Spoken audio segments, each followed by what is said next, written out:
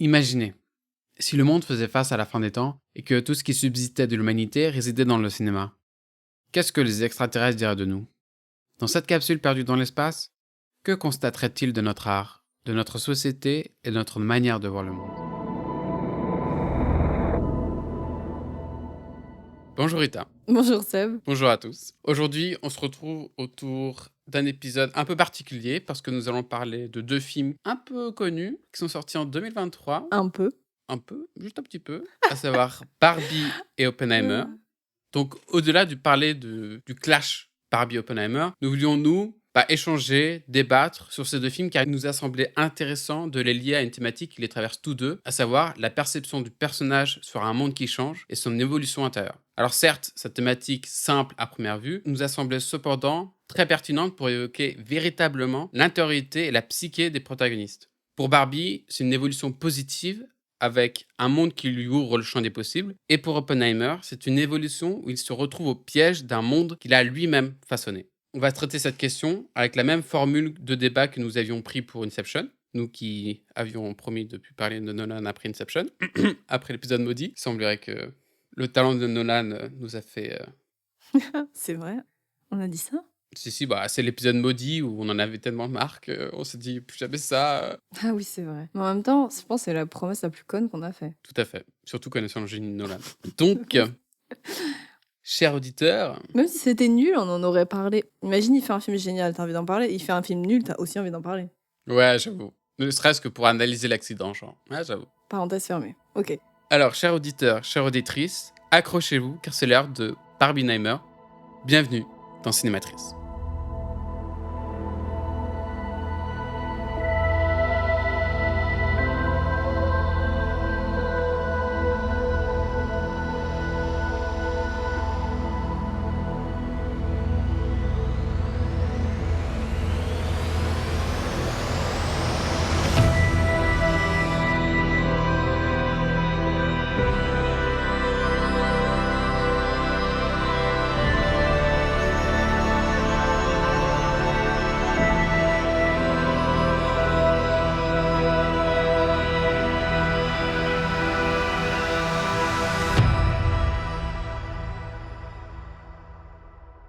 Alors, Oppenheimer, c'est un film écrit et réalisé par Christopher Nolan et sorti en 2023. Il est adapté du roman American Prometheus, The Triumph and Tragedy of J. Robert Oppenheimer de Kai Bird et Martin J. Sherwin et qui a été récompensé notamment d'un prix Pulitzer.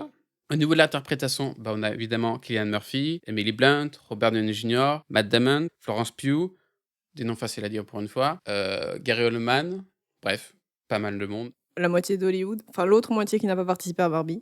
Voilà, exactement. Ça montrait vraiment deux visions de cinéma différentes et c'était très drôle. Attends, et tu dois avoir une autre partie sur Dune aussi, je pense. Oui, aussi. Après, il y a Florence Pugh qui joue dans Dune. Elle, Et t'as ceux qui se dédoublent. oui, voilà, exactement. Bref, c'était un des incroyable. Pour les anecdotes, il faut savoir que c'est le premier rôle principal qu'accorde Nolan à Cillian Murphy, après nombre de collaborations entre ces deux hommes. C'est le premier film de Nolan chez Universal après son divorce avec Warner. Tenet en a été pris le prix. Justifié. Team Nolan. Ah bah, tu m'étonnes. Il faut savoir qu'en fait, pour le film, une pellicule IMAX noir et blanc a été créée, voire inventée spécialement pour le film. C'est assez novateur. Et il faut savoir aussi que c'est le film le plus long de Nolan, avec un runtime de 3 heures et 9 secondes. Mais qui a quand même pas battu Avatar. Personne ne peut battre Avatar. Non, mais il était mieux qu'Avatar. Bref. J'ai lâché une petite bombe et je me casse. La meuf, le truc, c'était gratuit, quoi. Prends ça, Cameron. Non. Bah, en vrai, si c'est Cameron Avatar 1. Bref, pour le synopsis, alors en 1942, convaincus que l'Allemagne nazie est en train de développer une arme nucléaire, les États-Unis initient dans le plus grand secret le projet dit Manhattan, destiné à mettre au point la première bombe atomique de l'histoire. Pour piloter ce dispositif, le gouvernement engage Robert Oppenheimer, brillant physicien qui sera bientôt surnommé le père de la bombe atomique. C'est dans le laboratoire ultra secret de Los Alamos, au cœur du désert du Nouveau-Mexique, que le scientifique et son équipe mettent au point une arme révolutionnaire dont les conséquences vertigineuses continuent de peser sur le monde actuel. Je pense qu'on a tous les deux une opinion positive du film, parce que c'est quand même un film, d'une certaine manière, qui met plutôt d'accord, en tout cas toutes les personnes avec qui j'ai pu parler du film ont on va dire une opinion, entre moyen et positif. Unanime, globalement. Il y a des gens qui ont moyennement aimé, mais ça reste quand même positif. C'est pas Tenet, quoi. Je comprends, ouais. Voilà. Bref. Donc notre idée, c'est pas seulement de dire pourquoi le film est bien, parce que ce serait très ennuyeux, mais surtout de tenter de comprendre ce qui est pertinent et ce qui l'est moins par rapport à la thématique. La thématique qui est donc la perception du monde et l'évolution intérieure du personnage. Pour débuter, comme on l'a dit, Oppenheimer, c'est quand même l'histoire d'un homme qui voit son monde rapetissé par sa faute, j'ai envie de dire. Ma perception du film, c'est l'histoire d'un homme qui a détruit son propre monde et qui a fait face à la chute et au changement de sa propre perception du monde. Et qui a eu une évolution intérieure qui est, au contraire de Barbie, plutôt négative d'une certaine manière. Donc pour moi, c'est quand même un film qui étonnamment prend sens si on le regarde par la fin, soit par la conclusion. Pour le coup, Nolan, je trouve qu'il donne jamais... Enfin, ça, c'est un truc que j'aime bien chez lui, il donne jamais des solutions. Parce que les thématiques qu'il utilise dans ses films sont tellement denses, larges, complexes, que je pense qu'il n'y a pas... Même problème que Inception, en fait, c'est des fins ouvertes. Pour moi, il y a vraiment cette idée de fin ouverte, juste parce qu'en fait, il n'y a pas forcément de solution à donner, mais c'est plutôt une proposition de réflexion. Ça, c'est aussi ce qu'il dit dans ses interviews, donc c'est assez intéressant. Donc, ce que j'entends par la conclusion du film, c'est la manière dont se termine le film en soi. C'est pas la conclusion de l'histoire. Et donc, c'est plutôt pertinent si on prend le film dans l'autre sens et qu'on le regarde par la fin, parce que pour moi, c'est comme ça qu'on se rend compte qu'en fait, c'est l'histoire d'un homme qui voit son monde, et également, du coup, le monde, au sens large, détruit et voué à une forme de destruction, tout ça lié à un acte dont il a quand même la majeure responsabilité. Pas la responsabilité totale, mais on va dire quand même que la majeure responsabilité de la destruction du monde, c'est la sienne. Enfin, la destruction du monde via le spectre de la bombe atomique, donc. Oui, il a vraiment poussé le premier domino de l'extinction humaine, quoi, d'une arme qui peut anéantir l'humanité, quoi. Exactement. Et c'est ça que je trouve hyper intéressant. Et en fait, pour moi, toute la complexité de la perception du monde de Oppenheimer, elle réside là-dedans. Dans le premier élément déclencheur, en fait. Et ça, on le voit dans la conversation, par exemple, avec Einstein. Où, en fait, pour moi, cette conversation, elle se résume par une seule thématique, c'est la perte du contrôle total. En fait, on se rend compte, quand il parle avec Einstein tout à la fin, que plus rien ne se trouve entre ses mains, et qu'en fait, ça illustre aussi d'une certaine façon la scission, je pense, entre la génération Einstein et la génération Oppenheimer. Et ça parle assez bien aussi de la responsabilité en fait, du scientifique face à sa création. J'ai le dialogue. Il lui dit vraiment, maintenant c'est votre tour de faire face aux conséquences de votre réalisation. Et un jour, quand ils vous auront assez puni, ils vous serviront des patates avec du saumon, feront de grands discours, vous feront une tape sur le dos en disant que tout est pardonné. Mais ça ne sera pas pour vous, mais pour eux. Mhm. Donc clairement, il se dit, j'ai ressenti ce fardeau, à toi maintenant, Oppenheimer, à toi, Opie, Hopi. de le ressentir, de le vivre. Oui, je vais l'appeler Opie. Hopi. Ok. Oui, c'est ça en fait. Sauf que ce qui est intéressant, c'est de revenir. En fait, ce qui est intéressant pour moi, c'est de regarder la fin et de revenir au début. Mm. Et ce que tu dis, c'est le premier coup de domino. Et en fait, c'est là qu'on se rend compte que le personnage, il commence avec une forme de naïveté. Enfin, le personnage. Je vais parler du personnage du film, je parle pas du personnage historique parce que ça reste un récit de fiction quand même. Et en fait, on se rend compte que le personnage, il commence avec une vision du monde qui est d'une certaine manière très, j'ai envie de dire candide. En fait, c'est pas naïf, c'est candide d'une certaine façon. Ouais, c'est un grand rêveur, quoi.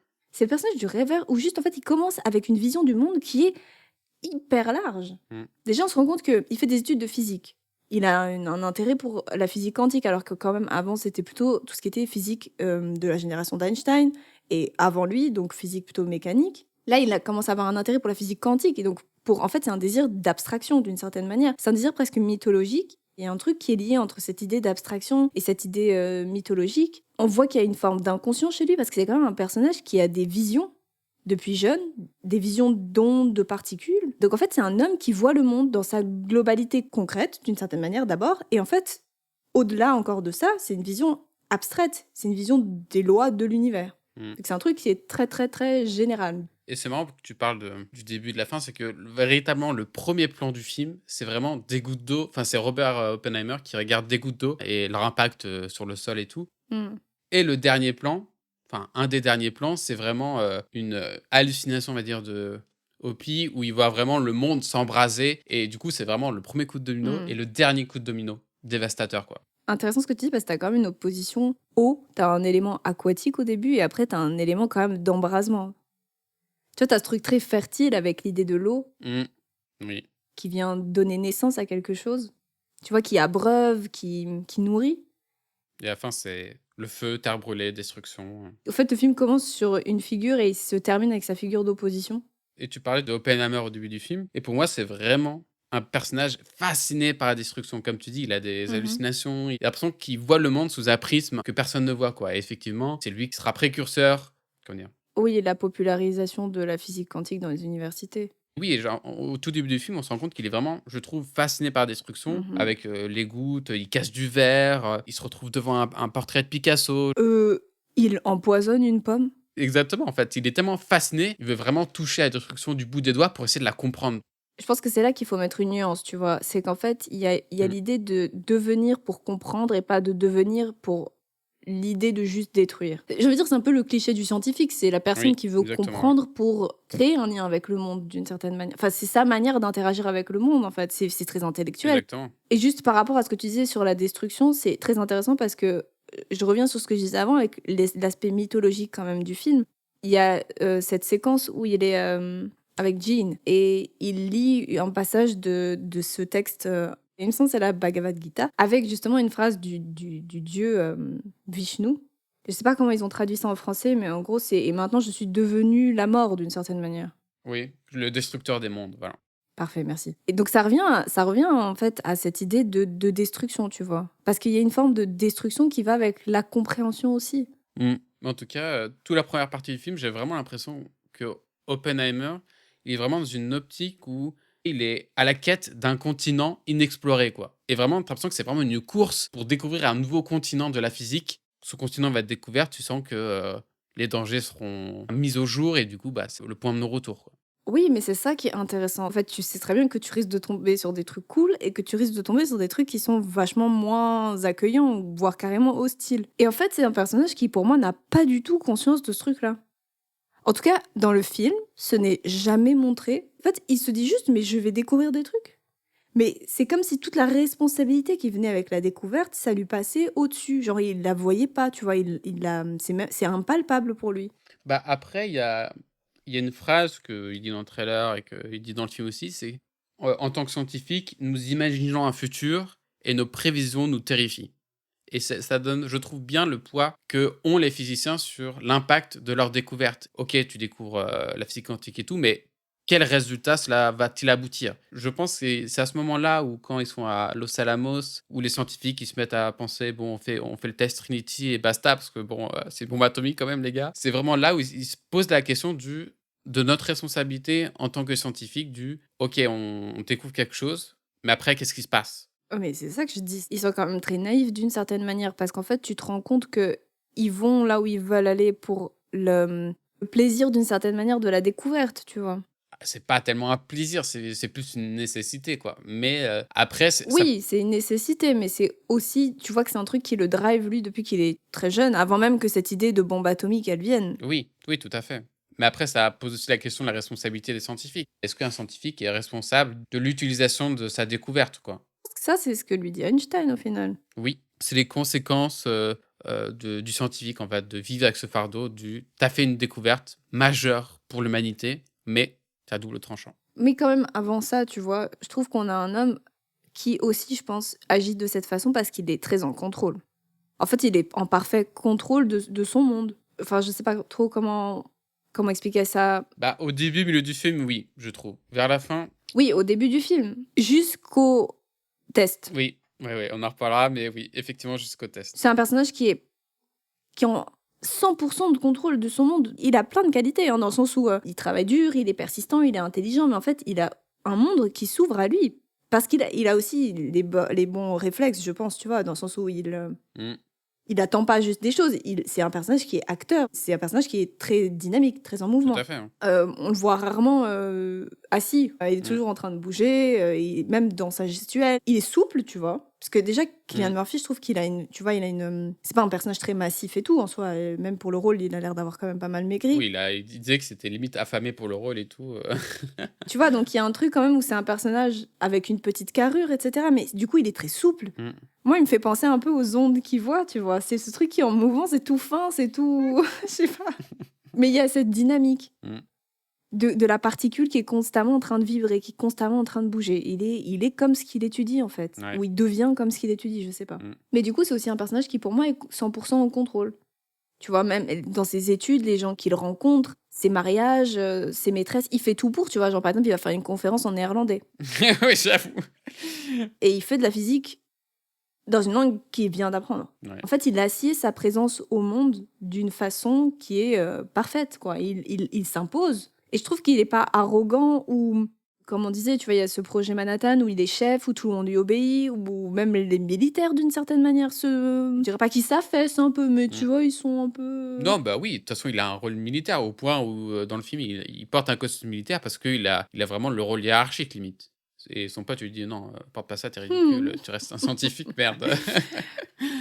Mais oui, effectivement, enfin, il contrôle de ouf. C'est ça, tu vois, on a un personnage quand même qui est sur tous les plans, et même émotionnel, parce qu'on voit quand même que c'est lui qui dirige aussi d'une certaine façon dans son couple, au début. Même si j'ai l'impression que c'est plus une façade pour cette partie-là. Mais... C'est plus une façade, parce que je pense que c'est là où on commence à voir la carapace du personnage se fissurer un petit peu, tu vois, dans la relation par exemple qu'il avait avec Jean, où elle est très... Elle, en fait, c'est l'aiguille qui arrive à aller entre les plaques d'armure, en fait. Malgré tout ce que transparaît Oppenheimer, Jean Tatlock, c'est vraiment quelqu'un qui l'aurait aimé tout le long et qui a du mal à tourner la page, quoi. Même après avec sa deuxième femme, Killy, du coup, on se rend quand même compte, elle porte son truc aussi, elle, non? Elle a un truc au niveau de l'honneur et du... Du sens du devoir aussi. Ouais, tu vois, qui est puissant, c'est des femmes quand même de caractère. Oui. Tu vois, c'est des femmes qui me rappellent un peu le personnage que j'aimais beaucoup de Murphy dans Interstellar. Dans l'idée, avec ce caractère un peu, tu vois, bien trempé. Bah, je trouve pas que Murphy elle a un caractère bien trempé. Elle est juste résiliente, quoi. Elle veut absolument pas abandonner, quoi. Ouais, mais c'est une force de caractère. Oui, mais tu vois, en fait, moi, je trouve... C'est pas pareil, mais... Ouais. Oui, parce que souvent, on dit quand même que les femmes des films de Nolan, elles sont inconsistantes. Bah, là, c'est un peu le cas, je trouve. Moi, je trouve que c'est une faiblesse du film, à savoir, Kitty, elle est un peu trop caractérisée par sa dépendance à l'alcool. Je trouve que c'est un problème. Et c'est dommage parce que le personnage, elle a des scènes vraiment incroyables, genre la scène où elle refuse de serrer la main, la scène où elle se fait auditionner par le procureur dans la mini-pièce, où là, elle lui tient tête comme jamais Oppenheimer a réussi à le faire. Elle a vraiment des scènes incroyables, mais le problème, c'est que je trouve son impact dans la vie d'Oppenheimer, comment dire, son impact dans sa vie, et même pas dans l'histoire, parce que bon, ça reste une femme dans les années 40, mais je trouve qu'il est un peu minimisé, et c'est encore plus vrai pour Jean Tatlock, où je trouve que ça aurait pu avoir un impact beaucoup plus grand, ou du moins montrer qu'elle a un impact beaucoup plus grand sur la vie d'Oppenheimer, c'est qu'en surface, c'est que caché. Dans l'esprit du spectateur, c'est que dans l'ordre de la projection. En mode, on imagine, il ressent ci, on imagine qu'il ressent ça. Du coup, je trouvais ça dommage. C'est un peu quand même le cas pour toute l'intériorité de Oppenheimer, tu vois. Oh bah oui, non, l'intériorité d'Oppenheimer, tu l'as accès tout le temps. Oui, mais c'est beaucoup de « je pense que ».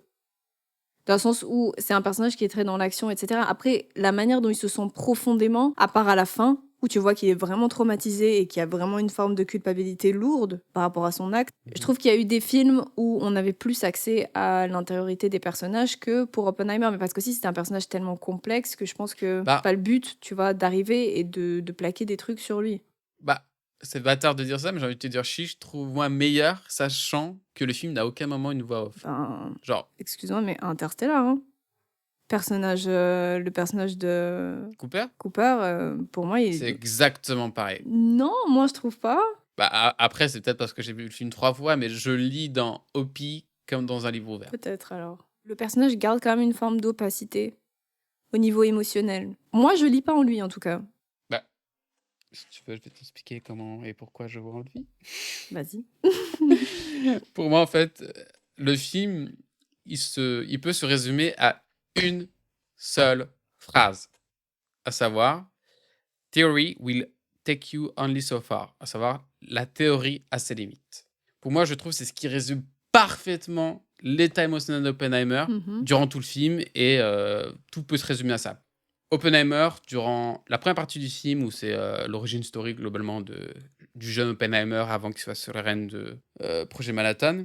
C'est vraiment quelqu'un qui a une théorie et qui vraiment cherche absolument à la mettre par écrite, quoi. Qui voit le monde de la physique et qui essaie de la contextualiser, quoi, de lui donner une forme. Une fois que il a la possibilité de construire la bombe atomique, et ben là, il est de son devoir de conduire cette expérience scientifique.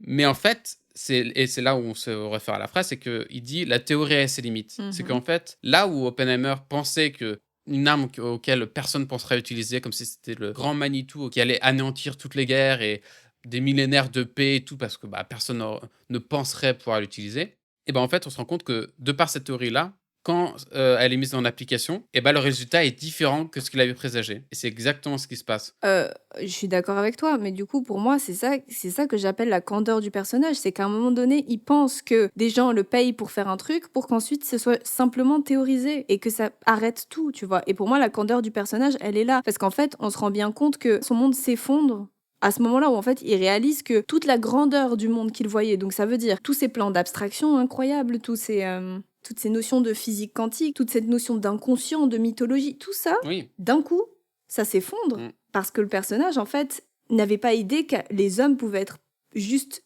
parfois un instinctif destructeur.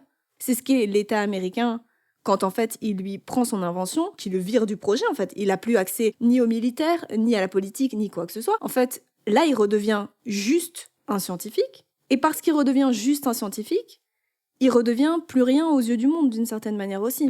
Tout à fait. Et en fait, il passe du super intellectuel, du super cerveau, de celui qui va au-delà de tout ce qu'on peut imaginer, à juste un scientifique qui est en fait guidé par l'instinctif, mais littéralement destructeur, de l'État américain. Pour moi, on passe d'un truc très noble, d'une certaine manière, qui est l'intellectuel, tu vois, à un truc très animal, quoi. C'est je vais t'exploser avant que tu m'exploses. En fait, ça se réduit à ça. Sa perception du monde, elle passe du champ de tous les possibles à je dois exploser l'autre avant qu'il explose ma gueule. Exactement. Et typiquement, le test de Trinity, c'est exactement ça. Le test de Trinity, c'est vraiment la candeur de l'expérience en mode on a mis au point cette arme et tout, on va la faire exploser dans le désert. C'est une réussite scientifique incommensurable et tout, on va le faire. Mais à partir du moment où elle est utilisée, cette arme, là, Oppenheimer, il sort de sa candeur, il se rend compte vraiment des effets dévastateurs de ce qu'il a produit. C'est vraiment pour moi le truc en deux temps de l'explosion nucléaire. À savoir, tu as la beauté de l'explosion,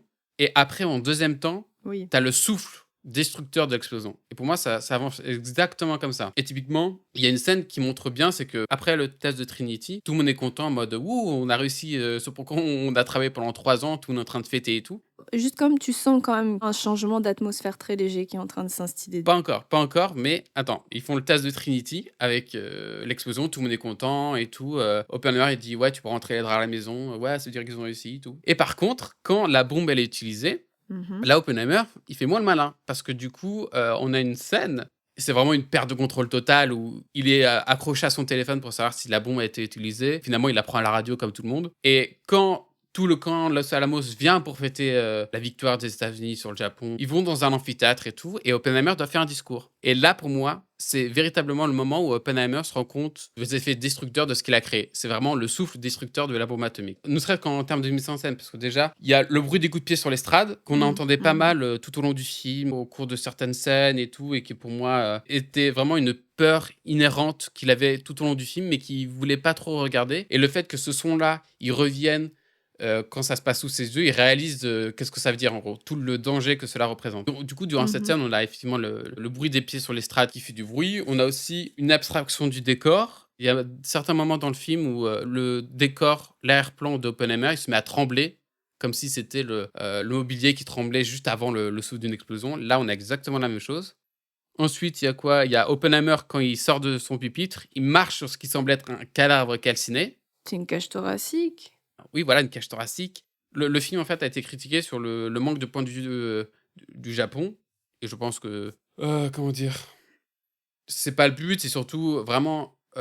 Oppenheimer, c'est vraiment un film sur le point de vue singulier d'Oppenheimer. Donc, à partir du moment où tu sors de son point de vue, voilà, ou du moins du point de vue américain. Je pense que c'est pas le but en fait. D'ailleurs, le titre le dit. Oui, tout à fait. Enfin, dans le sens où s'il avait voulu faire un film sur la bombe atomique, Oui, il aurait appelé bombe atomique ou projet Manhattan. je sais pas, tu vois, il aurait trouvé une autre manière de mettre le truc en forme. J'ai vu aussi beaucoup de débats sur est-ce qu'il fallait voir la bombe exploser sur le Japon et tout. Je pense qu'après, ça, c'est aussi montrer pour montrer. Mm. Enfin, pour moi, ça n'aurait rien eu à faire, en fait, dans ce film. Pour moi, le trauma, il est plus puissant en ne voyant pas la bombe et en sentant, en fait, le trauma d'Oppenheimer, d'une certaine manière, vu la perspective du film, Mm. qui est centrée sur l'intériorité d'Oppenheimer et son évolution, plutôt que de montrer, en fait, même si ça avait été des images d'archives. Hein. Enfin, moi, personnellement, je suis pas trop partisane de ce truc-là. Ah bah oui, mais en fait, il y a pas besoin de point de vue du Japon parce qu'Oppenheimer, il a déjà conscience de tout le mal qu'il a éveillé dans cette scène, justement la scène où il fête l'explosion au Japon, Mhm. et il en a conscience. Il n'en a pas conscience véritablement à l'essai Trinity, car c'était un accomplissement scientifique et technique, mais vraiment lorsqu'elle est utilisée la première fois, et vraiment toute tentative de montrer le point de vue japonais, bah, elle aurait été critiquée et à juste titre, car cela vraiment aurait été un point de vue culturellement américain sur un événement traumatique japonais. Donc non, Si on veut ça n'a pas voir, de sens. pardon, mais dans ce cas, juste si on veut voir un film sur le trauma de la bombe sur le Japon, autant regarder un film style Hiroshima mon amour de Alain Resnais. Oui, exactement. En fait, Parce que là, pour le coup, on a une vision qui est... c'est peut-être pas japonais non plus, mais c'est quand même plus proche de ce que peut ressentir le Japon Mm. plutôt que de ce que ressentirait le Japon via le spectre des Américains qui viennent leur lancer une bombe dessus, quoi. Exactement. Et en fait, quand tu as un événement traumatique comme ça qui arrive sur un pays, seul la perspective, pour le coup ici, du Japon est importante. Parce que du coup, ce sont eux qui sont culturellement les plus au fait de tous les impacts que cela a pu avoir chez eux, à savoir physique, psychologique, culturel et tout. Si ça vous intéresse vraiment de voir le point de vue japonais, bah, allez voir Gen d'Hiroshima de Mori Masaka, qui est un film d'animation qui est vraiment assez gore, qui montre vraiment L'horreur, oui, quoi. voilà, l'horreur de la bombe atomique et tout. Pareil, il y a Pluie noire de Kuroi Ame, que j'ai vu il y a pas longtemps, qui est vraiment très bien, qui montre vraiment les impacts après la bombe. Et pareil, Godzilla, enfin, c'est vraiment une réaction culturelle d'un événement traumatique. Et donc, aller voir n'importe quel Godzilla, ça fera l'affaire, sauf le Godzilla américain. Mm. Tous les Godzilla japonais vous donneront un aperçu du point de vue japonais sur cet événement traumatique. Après, je trouve quand même que là, par exemple, moi, je trouve que le parti pris de Nolan de montrer l'Amérique telle qu'elle a certainement été, je trouve que ça, par exemple, c'était pour moi le bon choix narratif. Mm. Ouais. Parce que là, pour le coup, on n'a ni un peuple qui se dédouane d'avoir fait des trucs, mais la manière dont c'est montré, pour moi, c'est juste réaliste. Parce que je pense que dans les faits, ça a dû se passer plutôt comme ça. Ouais. Oui, et surtout, à aucun moment Nolan il minimise l'impact énorme qu'a été la construction d'une telle bombe, quoi. Oui, Ne serait-ce que par l'intention du film, Nolan, en fait, il fait un film sur Oppenheimer, suit la figure d'Oppenheimer, donc forcément, il ne pouvait montrer l'impact de la bombe atomique uniquement par le prisme d'Oppenheimer. En termes de ressenti intérieur au plus profond de son être, en termes des émotions et tout, c'est à ce moment-là, il se rend compte que ce en quoi je me suis battu pendant des dizaines d'années, ce en quoi j'ai essayé d'accomplir cet événement scientifique, et ben aujourd'hui, c'est ma damnation, quoi, c'est ma malédiction. Et tout le reste du film, ça va être quelqu'un qui va essayer de se racheter, en fait. et c'est pour ça aussi, d'ailleurs, qu'on traite notre débat sous ce spectre-là. En fait, c'est la perception du monde d'Oppenheimer et son évolution intérieure. Et pour moi, c'est ça qui fait la réussite du film. C'est débattable peut-être, hein, mais pour moi, en tout cas, je pense qu'il est narrativement parlant, scénaristiquement parlant, il a fait les bons choix dans ce qu'il fallait garder, ce qu'il fallait enlever. En tout cas, pour moi, il a tenu son fil rouge qui était la perception et l'évolution intérieure d'Oppenheimer jusqu'au bout. Mmh. Ouais. Le film mérite son triomphe d'une certaine façon parce que le pacte qui a été fait avec le spectateur, pour moi, il a été tenu jusqu'au bout. Exactement. Et en fait, moi, quand j'avais vu le film la deuxième fois, pas la troisième, la deuxième, je pensais que la partie en noir et blanc, c'était une partie qui était censée remettre un peu de distance avec Oppenheimer, où le spectateur devait un peu juger Oppenheimer. Parce que typiquement, en fait, je crois que c'est Nolan qui dit que le moment dans le film en couleur, bah, c'est vraiment la perspective d'Oppenheimer, et le moment en noir et blanc, un point de vue objectif, voire historique, avec le point de vue notamment de Strauss, d'Oppenheimer, mais aussi des assistants de Strauss, enfin à peu près tout le monde. Et c'est un peu un regard historique vraiment sur ce passage dans l'histoire. Bah, c'est un procès, quoi. Oui, c'est voilà, exactement. C'est lui, il l'appelle un drame de procès. Voilà. Mhm. À un moment dans le film, Strauss il dit Oppenheimer, il va être reconnu pour Trinity, pas pour Hiroshima ou Nagasaki. Et justement, moi, je pense que au bout du troisième visionnage, que c'est pas le but en fait du film de montrer qu'Oppenheimer cherche juste à être reconnu pour un pan de l'histoire. C'est vraiment Oppenheimer qui cherche vraiment à faire pas amende honorable, mais qui cherche à comment dire. Pour moi, c'est un personnage qui deal avec sa culpabilité, en fait. Et qui essaye de s'en sortir. Exactement, et qui est prêt à affronter toute la tempête qu'il a lui-même, provoquée, en fait.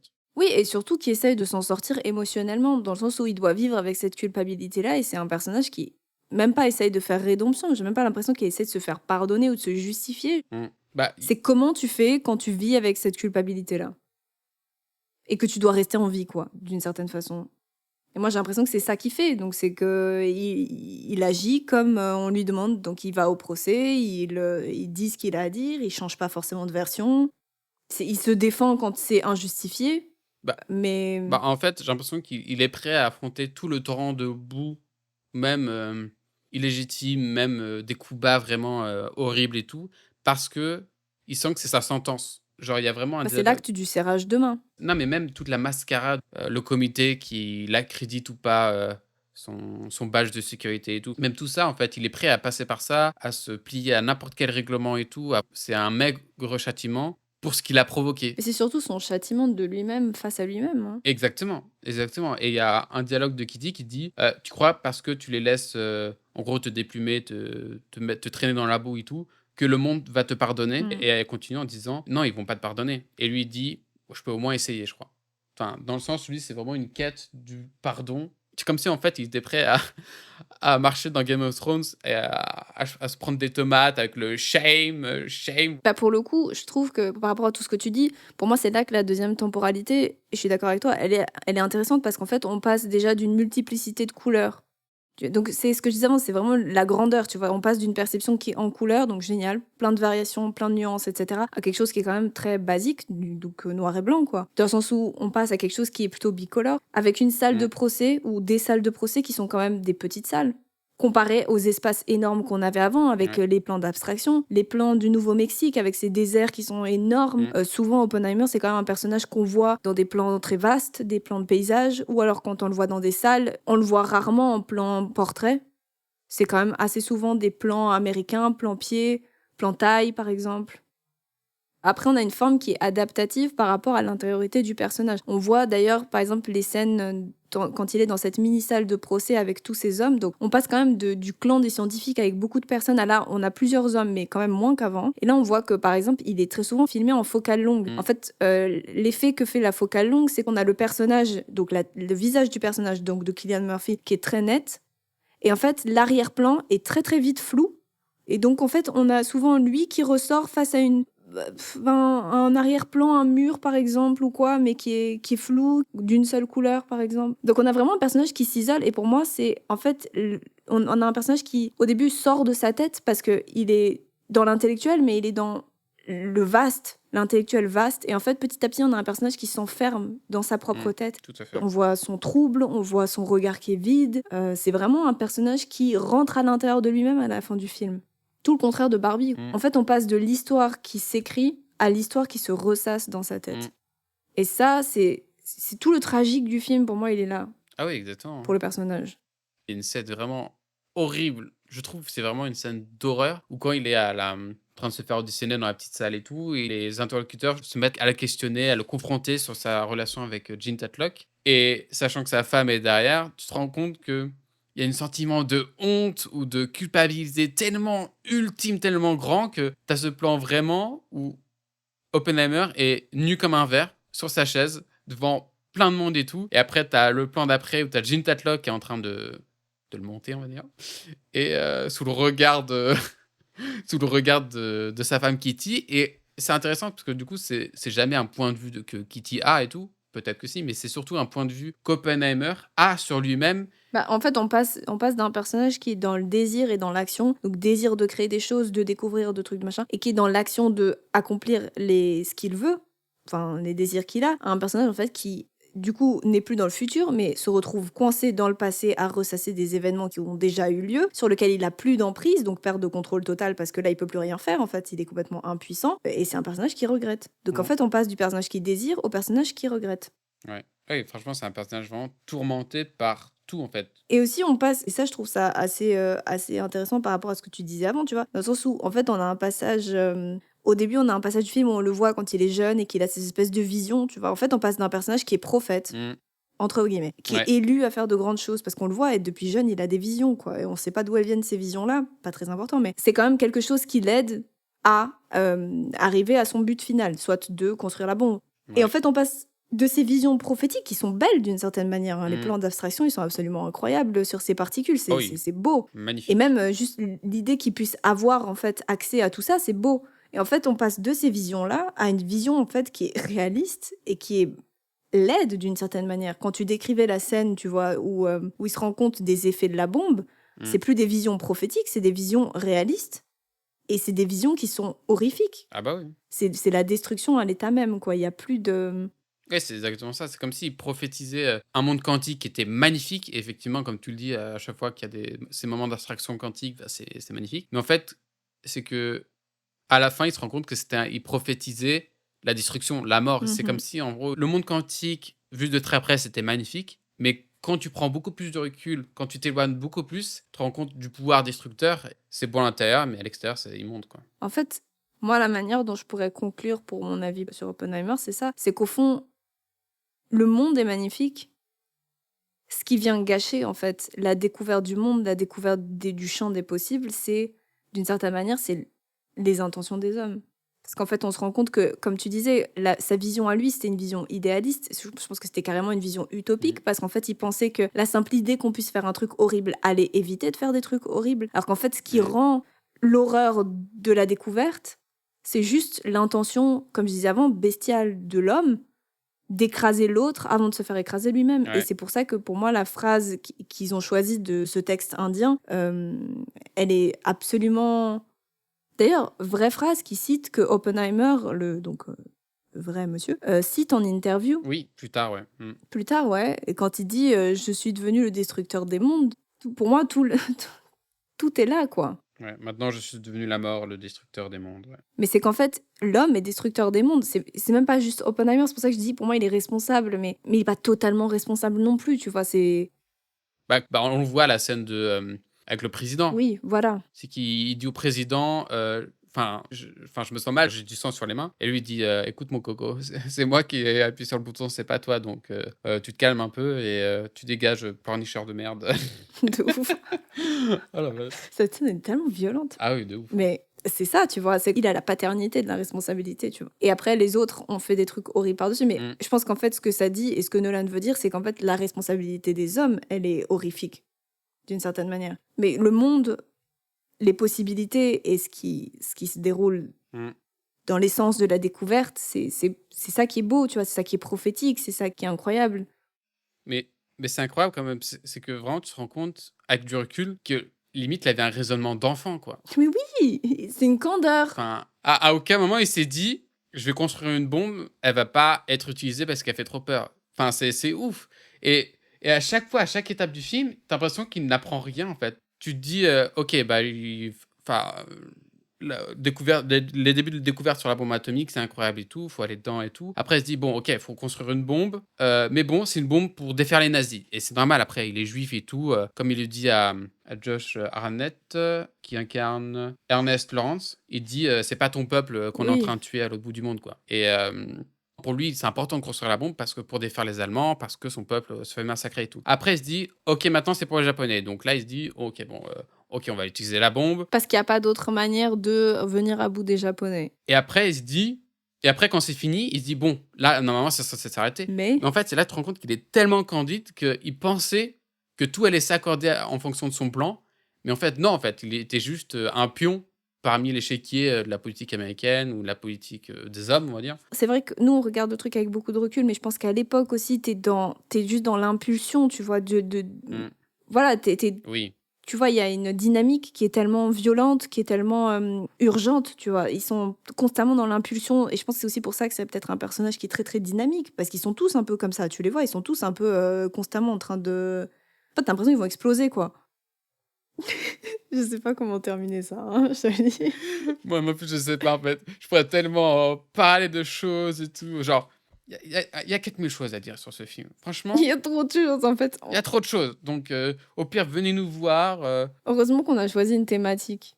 Heureusement qu'on a choisi une thématique, effectivement, parce que sinon, pouf, damn. Sinon, je pense que c'est trop le film où tu peux t'éparpiller. En même temps, le film est intéressant sous Ouais. plein de points de vue. Là, c'est vrai qu'on a... Bon, bah voilà, quoi, il faut faire un choix, donc on a fait un choix. Globalement, ouais. Je pense qu'on a fait le tour de ce qu'on pouvait dire à ce sujet, pour ne pas se répéter et rester pertinent. Et si on peut donner des conseils avec des films miroirs qui pourraient être des équivalents à Oppenheimer, il y a le film Le vent se lève de Miyazaki, Ah oui, qui retraite le personnage de Jiro Horikoshi, qui a créé les Z, je sais plus comment ça s'appelle, les Zero, les avions japonais qui ont notamment fait l'attaque sur Pearl Harbor. Donc c'est à peu près le même point de vue on suit un personnage historique qui a créé une invention qui a apporté la mort.